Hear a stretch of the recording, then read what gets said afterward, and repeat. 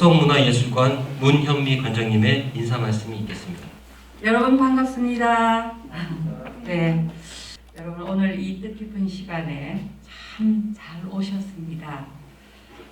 평소 만나기가 무척 힘든 작가님을 오늘 모시게 되었습니다.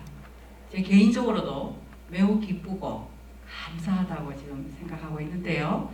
우리 금보성 작가님은 시인이시고 화가이시고 미술관 관장이시고 여러 가지 국제 전시 이런 것들을 기획하고 계시는 작가이시면서 세계적으로 활동 무대를 넓혀서 작품 활동을 펼치시는 그런 작가이십니다. 더욱이 한글이라는 소재를 가지고 그거를 화폭에 담아서 그야말로 미래지향적이고 미술 세계를 선도하는 그런 독창적인 예술 작품을 창작해내고 계십니다. 여러분의 청춘에 그야말로 만개할 수 있는 그런 계기가 되는 특강이 되시기를 바랍니다. 여러분 고맙습니다. 이어서 금보성 작가님의 한글과 반도체 강연이 있겠습니다. 화가 금보성입니다. 귀한 자리에 초대해 주신 백석대학교와 또 이렇게 귀한 자리에 한 공간에서 만나게 된 여러분들께 감사의 말씀을 먼저 드리겠습니다. 시인으로 여기에 왔는가 아니면 화가로 왔는가 어떤 고민을 하기 전에 문화에 관련된 이야기들을 하고자 합니다.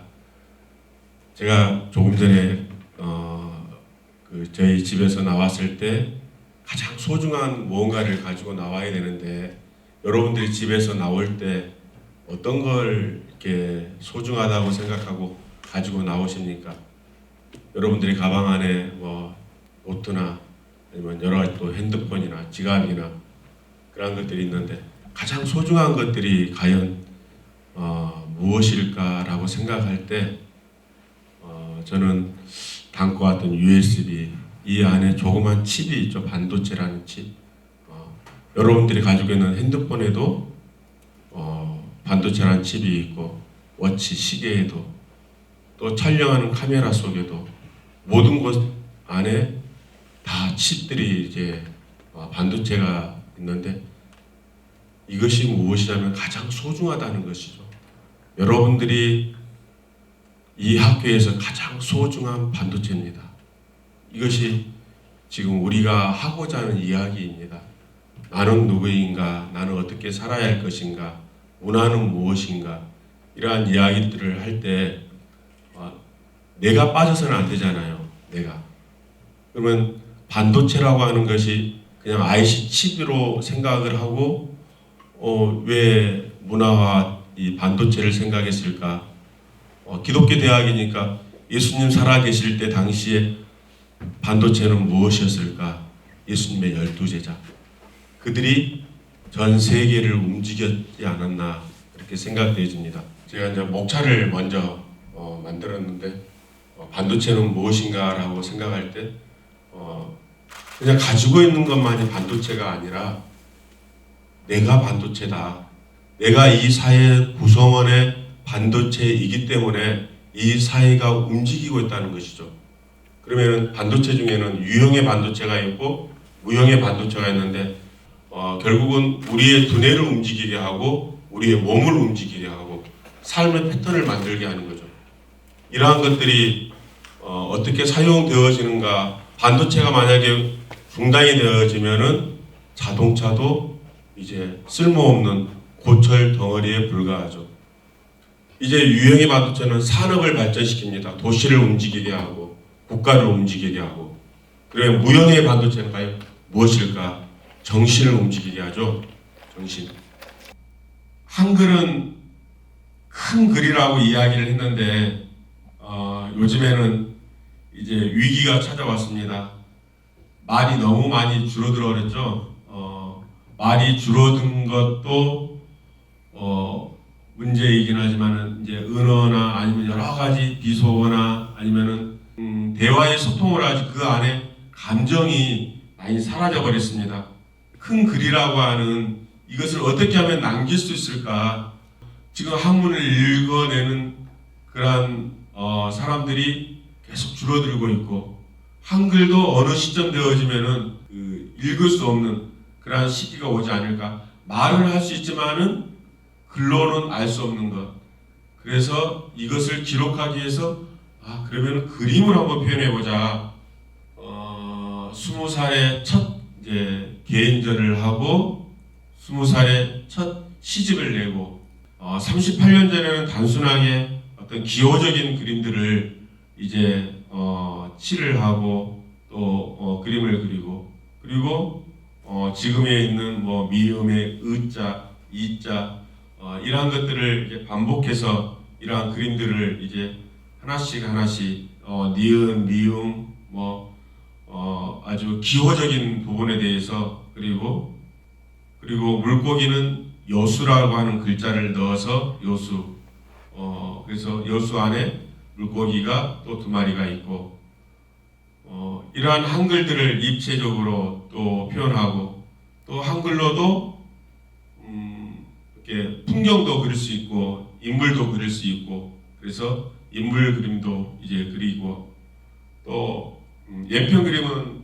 얼굴이고요. 또 오른편은 이렇게 부부라고 하는 이야기를 이렇게 얼굴과 몸을 그려서 이렇게 만들고 작업할 때 이제 캔버스에 그리기도 하지만은 롤처럼 캔버스 원단을 벽에다 붙여놓고 그리기도 하고 한국적이어야 한다는 것들 위에 오방색과 더불어서 같이 이제 그림을 그리고 있고요. 이거는 이제 스위스 전시할 때 미술관에서 있는 전시고 그 미국에서 가장 크다고 하는 메트로폴리탄에 이제 전시할 때 한글 이거는 이제 바닷가에 테트라포트라고 하는 거 있죠. 방파제 그것을 이제 설치물로 만들어서 메트로폴리탄에 가서 이제 전시할 때 이거는 이제 바다 위에 또 설치물 한글의 시오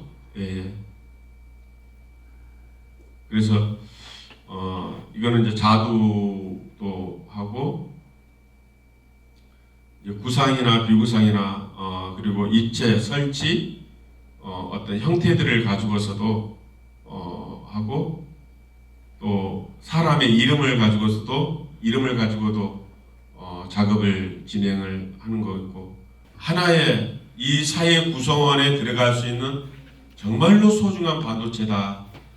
내가 그 속에 들어가야만이 이 사회는 움직이고 또 나의 존재는 그게 크고 적고를 떠나서 어떤 반도체는 카메라 칩 속에 프레시 속에 들어가는 경우들도 있고 어떤 반도체는 핸드폰 속에 들어가는 것도 있고 어떤 반도체는 자동차를 움직이는 어떤 반도체는 뭐 원자력을 돌리는 그러한 속에 들어갈 수도 있고 그 크기와 그러한 것들이 중요한 것이 아니라 나의 존재감이 되어졌으면 하는 것입니다.